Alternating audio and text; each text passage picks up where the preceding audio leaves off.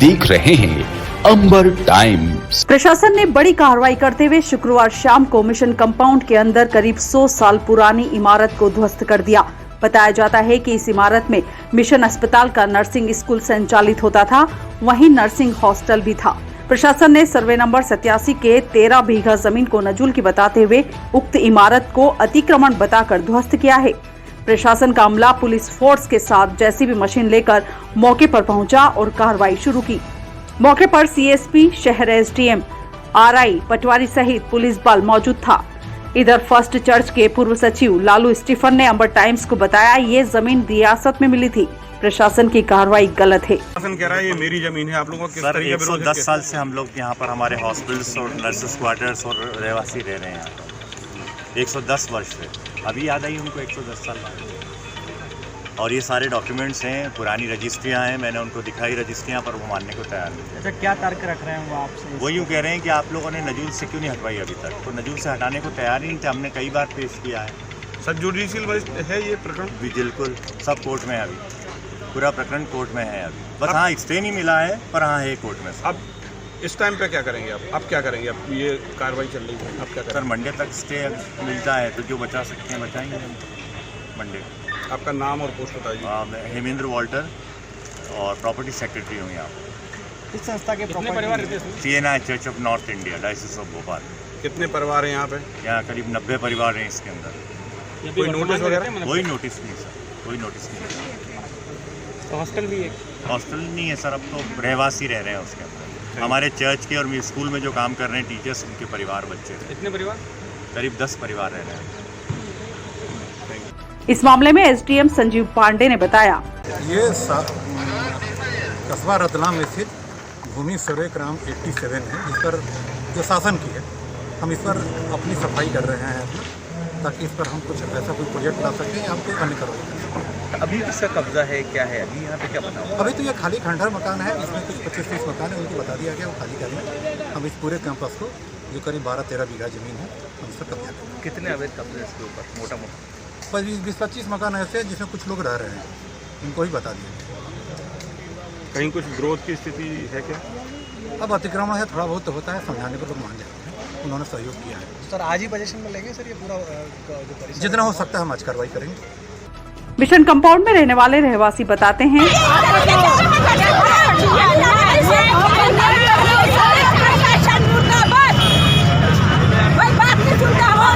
अगर वो है हम लोग गलत है, मार डालो तुम लोग।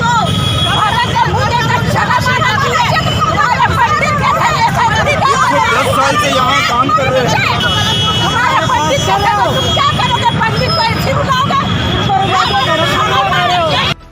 समाजजनों ने चर्च के बाहर प्रदर्शन कर चक्का जाम भी कर दिया।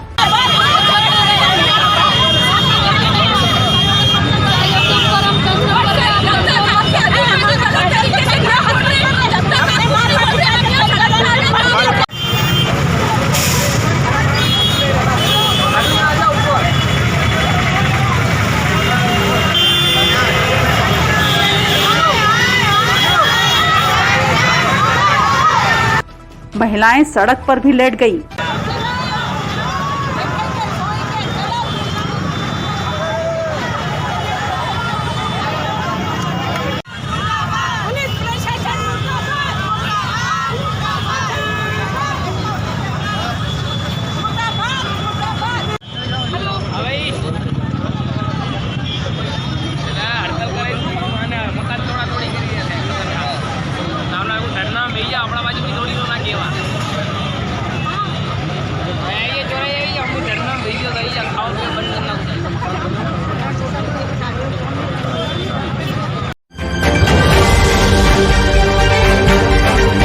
बेमौसम हुई बारिश से किसानों की फसल चौपट हो गई है, जिससे किसान परेशान और चिंतित हैं। कांग्रेस ने किसानों की परेशानी और सरकार की उदासीनता पर शुक्रवार को कृषि मंडी परिसर से विरोध प्रदर्शन किया। कांग्रेस जन रैली के रूप में कलेक्टर कार्यालय पहुंचे और नारेबाजी कर प्रदर्शन किया।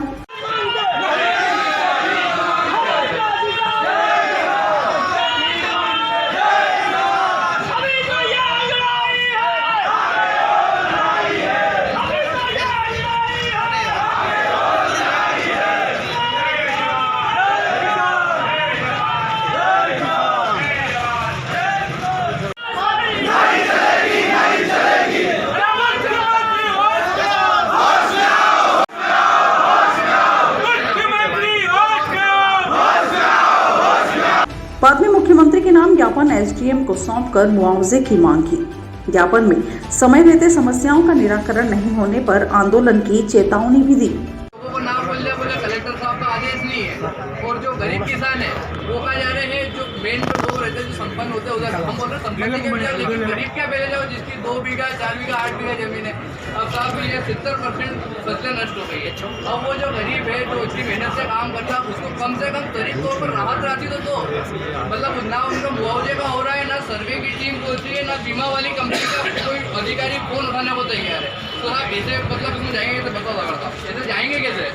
किसान नेता डीपी धाकड़ ने बताया, क्या समस्या है किसानों की? पूरे मध्य प्रदेश में और विशेष रूप से मालवा अंचल में अभी असमय जो बारिश हुई है, हमारे सोयाबीन की जो मुख्य फसल है वो कटाई पर थी और बारिश हो गई है। सरकार की तरफ से न तो फसल बीमा कंपनियां सर्वे कर रही है, न सरकार के अधिकारी कर रहे हैं। माननीय कमलनाथ जी की जब सरकार थी, बिना सर्वे के मुआवजा दिया गया था, बिना सरकारी अमले के उपयोग में किए हुए। माननीय वर्तमान मुख्यमंत्री तब पूर्व हो चुके थे और भावनात्मक सभी के सामने ऐसे बयान दे रहे थे। मैं आप सबके माध्यम से संदेश देना चाहता हूं, माननीय शिवराज जी, वो दिन याद करो तब आप विपक्ष में थे, आज पक्ष में हो गए, मुंह बंद है। युवा कांग्रेस जिला अध्यक्ष मयंक जाट ने बताया, जो आप सबको मालूम होगा कि अतिवृष्टि के कारण हमारे किसान भाइयों की पूरी फसलें बर्बाद हो गई है। उसे लेकर युवा कांग्रेस और वरिष्ठ कांग्रेस के द्वारा आज कलेक्ट्रेट में ज्ञापन दिया गया है और मुख्यमंत्री से ये मांग की गई है कि जो मुआवजा और फसल बीमा के लिए जो अपनी सर्वे टीम भिजवा रहे हैं पटवारियों के द्वारा, वो पटवारी वास्तविक तौर पर धरातल पर काम नहीं कर रहे हैं। ऐप दे दिया गया है किसानों को कि आप ऐप डालिए, उसके बाद हम सर्वे करने आएंगे। तो जो ग्रामीण के किसान हैं, अगर वो स्मार्टफोन चलाना नहीं जानते हैं तो वो ऐप डाउनलोड करके कैसे बताएंगे? या तो फिर आप उनको स्कूल में ले जाएं, शिक्षा दीजिए कि आप पहले ऐसे स्मार्टफोन चलाएं, उसके बाद आएंगे। तो 1 साल बाद आएंगे क्या? इसके लिए हम आए हैं कि त्वरित तौर पर बिना सर्वे किए हुए उनको राहत राशि दी जाए। आप सभी को मालूम होगा चूँकि दीपावली का त्यौहार आने वाला है, तो जो गरीब किसान है जिसके पास 2 बीघा ज़मीन है, 4 बीघा 8 बीघा ज़मीन है, वो आखिर अपनी परेशानी बताने किसको जाएगा? तो हमने मांग की है कि त्वरित तौर पर किसानों को राहत राशि दी जाए और जो उचित तौर पर सर्वे नहीं हो रहा है, वो सर्वे में जो भी संगतियाँ आ रही है, वो सर्वे का काम प्रशासन द्वारा त्वरित तौर पर चलाया जाए। पिछले दिनों मुख्यमंत्री ने प्रदेश में नशे के खिलाफ अभियान चलाने और नशा बेचने वालों के खिलाफ सख्त कार्रवाई के निर्देश दिए थे। इसके बाद पुलिस और जिला प्रशासन का अमला नशा बेचने वालों के खिलाफ कार्रवाई करने में जुट गया और शुक्रवार को रतलाम के पास सड़क किनारे खेतों में बने अवैध ढाबों पर चले बुलडोजर ने जमकर कोहराम मचाया। सड़क किनारे खेतों में बने अवैध ढाबों को प्रशासनिक अमले ने बुलडोजर के साथ तोड़ दिया। महू नीमच हाईवे व आसपास के क्षेत्रों में बने ढाबों पर प्रशासन को अवैध गतिविधियां व नशा बेचने की शिकायतें मिल रही थी। नशा मुक्ति अभियान के तहत प्रशासन पिछले 3-4 दिनों से यह जानकारी जुटा रहा था कि अवैध ढाबे कहां-कहां बने हैं। जावरा के आसपास अवैध ढाबों की सूची बनाई गई। शुक्रवार सुबह प्रशासनिक अमला करीब 1 दर्जन बुलडोजर और बड़ी संख्या में पुलिस बल के साथ इन ढाबों पर पहुंचा और ढाबे तोड़ने की कार्रवाई शुरू की।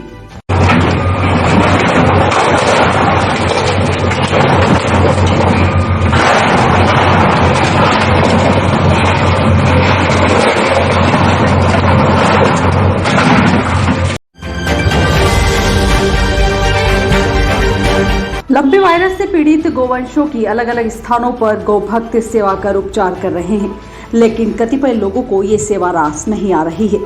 मोहन नगर क्षेत्र में भी रहवासियों द्वारा बगीचे में लंपी वायरस से पीड़ित गोवंशों का उपचार किया जा रहा है, लेकिन इसी क्षेत्र के कुछ लोग बगीचे पर कब्जा करने का गलत प्रचार प्रसार कर रहे हैं। गौभक्तों को क्षेत्रीय पार्षद भी गोवंश की सेवा और उपचार में मदद कर रहे हैं। रहवासियों का कहना है कि बगीचे में गोवंशों का उपचार कर उन्हें ठीक कर छोड़ दिया जाता है। उपचार में रहवासी ही सहयोग कर रहे हैं। पशु विभाग का सहयोग जितना मिलना चाहिए वह नहीं मिल पा रहा है। बगीचे की सफाई व्यवस्था भी रहवासियों द्वारा की जाती है। गोवंशों के उपचार में लगे क्षेत्रीय रहवासी ने बताया, यहाँ पर सभी गायों को दूरी पर बांधकर इनको साथ में डॉक्टर्स अलग बुलाकर और देसी लड्डू बनाकर वो ट्रीटमेंट दे रहे हैं और साथ में नीम का पानी, फिटकरी का पानी, कपूर का पानी छिड़काव हो रहा है सुबह शाम और बस यही कर रहे हैं इलाज में। कितनी गायों का अभी तक आप ट्रीटमेंट करवा चुके हो कम से कम यहाँ पे इस परिसर में 25-30 गाय का हो चुका है। इसके अलावा एक टैंकर रोड पे भी है। मतलब हमारा ये ग्रुप है भेजा। उसके बाद घर घर जाकर भी हमने लोगों की गायों का इलाज करवाया। प्रधानमंत्री नरेंद्र मोदी के जन्मदिन से शुरू हुए जन सेवा अभियान के तहत सरकार की जनहितैषी योजनाओं का लाभ आमजनों को दिया जा रहा है। अभियान की समीक्षा करने के लिए प्रदेश सरकार के खाद्य मंत्री बिसाऊ लाल सिंह रतलाम पहुंचे और कलेक्टर कार्यालय में अधिकारियों और जनप्रतिनिधियों के साथ बैठक कर समीक्षा बैठक की। मंत्री श्री सिंह ने अब तक लाभान्वित हुए हितग्राहियों की जानकारी ली और अभियान में तेजी लाने के निर्देश दिए। बैठक में जावरा विधायक डॉक्टर राजेंद्र पांडे, महापौर प्रहलाद पटेल, कलेक्टर नरेंद्र कुमार सूर्यवंशी सहित प्रशासनिक अमला उपस्थित था। बैठक के बाद मीडिया से चर्चा करते हुए मंत्री बिसाऊ लाल सिंह ने बताया,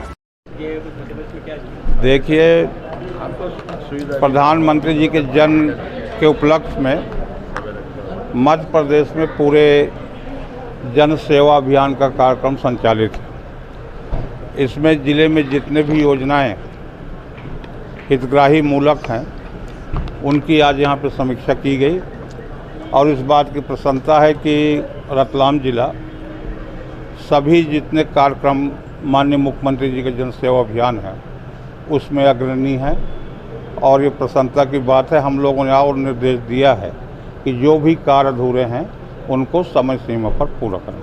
योजनाओं का लाभ मिला, आयुष्मान कार्ड बने, हाँ, तरीके से कितने आयुष्मान कार्ड बने, कितने हितग्राहियों को राशन मिल रहा है, कितने को उज्ज्वला गैस मिला, कितने की आवास बने, कितने के नहीं बने, इसकी आज पूरा समीक्षा हम लोगों ने किया है। त्योहारी सीजन के साथ ही बाजार में जाम लगना शुरू हो चुका है। चांदनी चौक, नौलाईपुरा घास बाजार सहित बाजार क्षेत्र में दिन भर जाम लगने शुरू हो गए हैं। त्योहारों पर लगने वाले जाम की स्थिति से निपटने के लिए अब शहर की ट्रैफिक व्यवस्था में बड़ा बदलाव होने जा रहा है।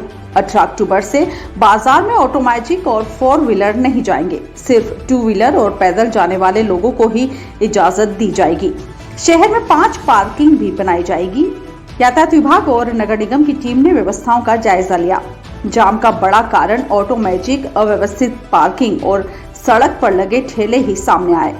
चांदनी चौक में कुछ ज्वेलर्स की दुकानों के आगे भी अव्यवस्थित पार्किंग मिली। इसका असर पूरे ट्रैफिक पर हो रहा था। ऐसे में समझाइश दी गई। हालांकि त्योहार को देखते हुए अब शहर के ट्रैफिक प्लान में बदलाव किया जा रहा है। हर साल धनतेरस के आसपास बदलाव होता है, लेकिन इस बार पुष्य नक्षत्र से ही बदलाव दिखेगा। इसमें मुख्य बाजार में स्टॉपर लगाकर बड़े वाहन को रोका जाएगा। गणेश देवरी, डालूमोती बाजार, लक्कड़पीठा, त्रिपुलिया गेट, घास बाजार में पुलिस तैनात रहेगी, जो कि वाहनों को प्रवेश नहीं करने देगी।